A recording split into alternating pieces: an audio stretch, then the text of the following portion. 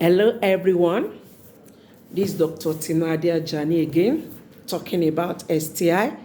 Everything on this channel is about sexually transmitted infections. That's what we're talking about. I gave an overview in my last video, but today I'm going to talk elaborately on risk factors of sexually transmitted infections. What are the risk factors? What are the things that when you do them, you have higher chances of having sexually transmitted infection, behaviors, attitudes? So if you have not subscribed to my channel, I want you to do that so that when I drop a new video, you'll be notified. So sexually transmitted infections, risk factors of STI.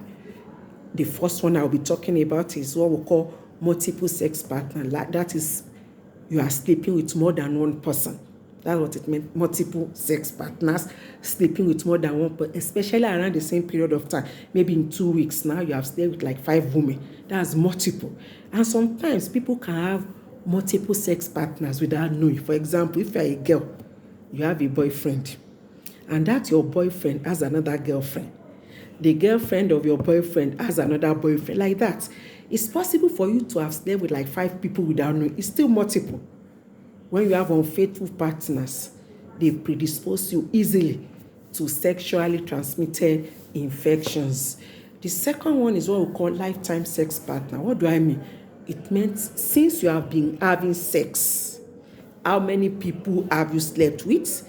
For example, if you are 45 years now, and you've been having sex since 15 years.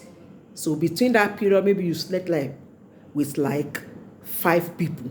So that is 5. Your lifetime sex partner is what? Is 5.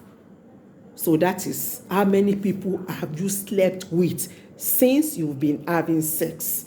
Lifetime sex partner, the higher they are, the higher the chances of having sexually transmitted infections. And the third one, I'm going to talk about risky behaviors. But before I say that, let me say something about oral sex. A lot of people believe that when they practice oral sex, they will not have STI. That is wrong. All the infections that you can contract by having vaginal sex, they are the same type of infection you can contract by having oral sex. So which means if you can have gonorrhea, that will be causing discharges. That gonorrhea can cause something like sore throat too when you have oral sex with somebody that is infected with a bacteria called Neisseria gonorrhoeae. That's the name of that bacteria. Now, but the one I want to talk about majorly is the anal sex. Anal sex is a high risky behavior. The risk is higher in anal sex to have STI. Why? Because that place normally is not meant for sex. The vagina is the place that is meant for sex. That's why the place is normally wet. When you want to have sex during the foreplay, the glands will secrete liquid things that will make that place to be wet. But that's not the case with anal sex. That place is meant for defecation, for you to pass feces. So when you have sex in that area, there's tendency to have bruises, excoriation, which make it easier for those viruses, for those bacteria to pass through, because the protection barrier that God has put there has been broken. I know some people do a lot of things to enjoy anal sex. Maybe they take enema, they do things that will reduce the fecal load, the feces in that area. But still, even that one is even the worst, because that one will give a higher chance for excoriation, for bruises, because the place is clean now, is neat. You are closer to what we call the mucosa. Those barriers will just be broken during the sexual act, and the viruses, the bacteria, they just pass through easily. So that is that about anal sex. Then we have unprotected sex, like you're having sex without using condom. But I want to say something else. Condom does not give 100% protection against sexually transmitted infections, because there are some things that where they are located, condom cannot cover the area. Let me give an example. For example, if you are infected with herpes simplex virus, which is one of the viruses that can cause what you call genital ulcer.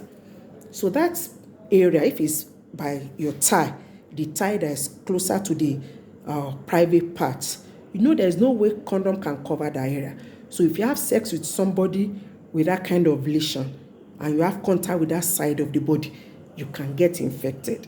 There's something also we call genital wart. It's like all this flowery growth. You see it in people's body. It's caused by a virus called human papilloma virus. So that can also be by the thigh. And there's no way condom can cover that area. So if you have sex with that kind of person, you can get that genital wart. So condom does not give 100% protection against sexually transmitted infections.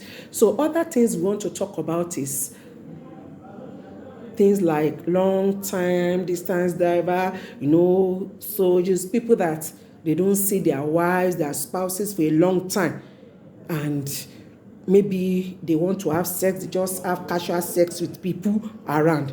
So the chances are high they can easily get that. Those kind of occupation can actually predispose people to sexually transmitted infections, because you have sex with somebody that you don't even know. The person might be HIV positive. The person might even be an asymptomatic carrier of some pathogens causing sexually transmitted infection. What I'm saying is that, like I've explained in my last video, most people with sexually transmitted infection, they don't even know. Why? A lot of them are asymptomatic. What we mean is that they are infected, the bacteria or the virus is in their body, but nobody will know because nothing is happening to them. There is no symptom. There is nothing that can make you to say, oh, there's a problem with this person, there's an infection here. But that doesn't mean those kind of people cannot infect other people. So when you have things you call casual sex, or maybe long distance driver, or you've driven for some time, you are tired, or let me rest, there's a girl you have sex with, those things, they increase the chances of having sexually transmitted infections. And other things are drugs. When you take drugs that make you high, take a lot of alcohol, cigarette smoking, those things, they make people high, give them energy. So they don't get satisfied easily until they sleep with multiple people.